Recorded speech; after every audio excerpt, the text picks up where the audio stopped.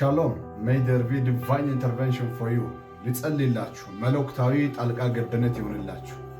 በነገሮቻችሁ ላይ፣ በስራችሁ ላይ፣ በአጀንዳችሁ፣ በዓላማችሁ፣ በሁሉ ነገራችሁ ላይ መለኮታዊ ጣልቃ ገብነት ይሆንላችሁ።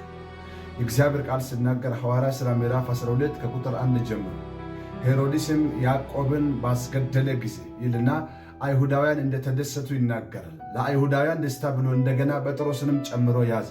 ጴጥሮስንም እንደ ያዕቆብ ለማስገደል እንደ ያዕቆብ ለማጥፋት ነበር ዓላማው። ነገር ግን ጴጥሮስን ለመግደል ባሰበ ጊዜ ጊዜው የበዓል ወራት ስለነበረ ፋሲካ ስለነበረ በዓላቸው ዓመት በዓላቸው ሥርዓታቸው እንዳይበላሽ ምናልባት ከበዓል በኋላ ከፋሲካ በኋላ አውጥተን እንገላለን ብለው ወደ ወይን ከተቱት። ወደ ወይን ጴጥሮስ በገባ ጊዜ የአምላክ እጅ በሌሊት ጣልቃ ገባ። የአምላክ እጅ በሌሊት ጣልቃ ገባ። ጴጥሮስ እንደ ሕልም እየመሰለ ከዛ ከወህኒ ቤት እንደወጣ የእግዚአብሔር ቃል ይናገራል።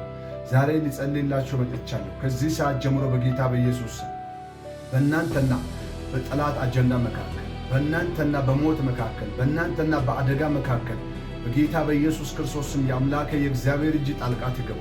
የአምላከ የእግዚአብሔር እጅ ጣልቃ ትግባ። እንዴት እወጣለሁ? እንዴት ይከናወናለሁ? እንዴት ሰው ይሆናለሁ? እንዴት ይቀየራለሁ? እንዴት ይለወጣለሁ ብላችሁ ግራ በተጋባችሁበት በማንኛውም አጀንዳ መካከል የአምላከ የእግዚአብሔር እጅ ጣልቃ ትግባ።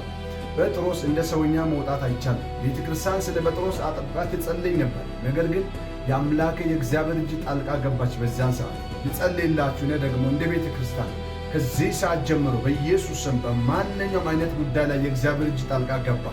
የሚያሳርፍ ረብታችሁ ስፍራ ላይ የሚያፈትን እግራችሁን ወደ ከፍታ የሚመራ የአምላከ የእግዚአብሔር እጅ ጣልቃ ገባ።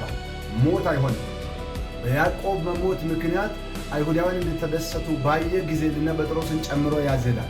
እኔ ልጸልይላችሁ የወንድሞቻችሁን ጉልበት ተበላ፣ የአባቶቻችሁን ጉልበት ተበላ፣ የቀደሙትን ጉልበት አቅማቸውን ኃይላቸውን የበላ ዕድሜያቸውን የበላ ያለ ልማት ያለ ሥራ ያለ ዋጋ ዘመናቸውን ሊጨርሱ ያደረገ አሁን ልጸልይላችሁ ወደ እናንተ ሲተላለፍ የነበረ ይህ የብሌድ ላይን ከርስ የዘር መንዘር ርግማን ሰንሰለቱ ዛሬ ተበጠሰ። በጌታ በኢየሱስ ስም ማምለጥ ለእናንተ ሆነ። ከዚህ ሰዓት ጀምሮ ማምለጥ ለእናንተ ሆነ። ማምለጥ ለእናንተ ሆነ። በኢየሱስ ከዚህ ሰዓት ጀምሮ የአምላክ የእግዚአብሔር እጅ ጣልቃ ትግባ። ማንኛውም አይነት ብሌድ ላይን ከርስ የዘር መንዘር ርግማን ተሰበረ። አልፋችሁ ሂዱ ወደ ስኬታችሁ፣ ወደ ድላችሁ። በኢየሱስ ስም እግራችሁ ይፍጠን። የአጋንንት አጀንዳ ፈረሰ። በኢየሱስ ስም ተፈጸመ።